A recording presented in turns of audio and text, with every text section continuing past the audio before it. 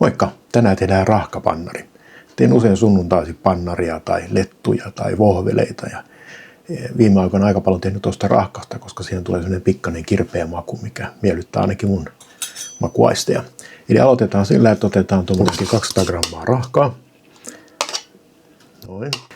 Lisätään sinne joukkoon sitten 1,5 desiä maitoa. Voi olla myös ihan rasvatonta tai kevyt maitoa, kumpikin käy.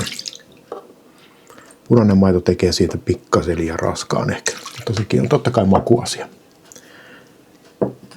Sen jälkeen lisätään sinne 2 kananmunaa. Mä oon nämä kananmunan valmiiksi rikkonut.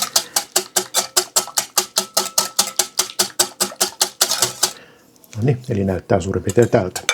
Sitten lisätään siihen desilitra vehnäjauhoja. Noin, ja taas jatketaan sekoittamista.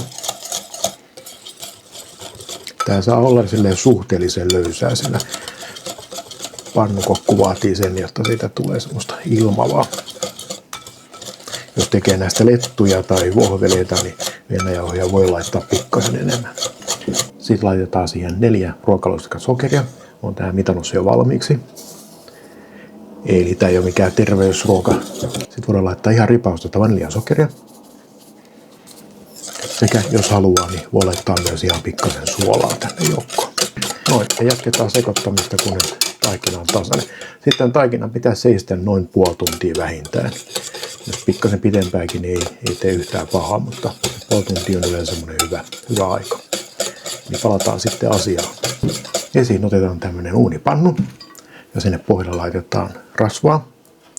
Ihan saa laittaa aika reilusti itse asiassa. Ideana on, että tämä laitetaan sitten uuniin ja uunissa se kuumenee niin, että tuo rasvakin vähän kuumenee. Ja kun se kaadetaan siihen päälle se taikina, niin siitä tulee semmoinen kiva ruskea pinta sinne pohjalle. Eli kun rasva on oikein kuuma ja tirisee, niin sitten varovasti tämä taikina sinne. Noin.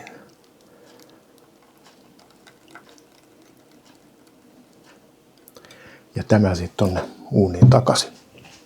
Pidän sitä uunissa noin 250 asteessa noin 10 minuuttia, niin että se pääsee kunnolla liikkeelle. Ja sen jälkeen mä lasken sen sinne 225 suurin piirtein. Ja no niin, nyt se on valmis. Aika nätin näköinen tuli ja kivasti on tuota tummaa kohtaa tosta, missä tykkään etenkin tuolla ympärillä. Ei muuta kuin herkuttelemaan.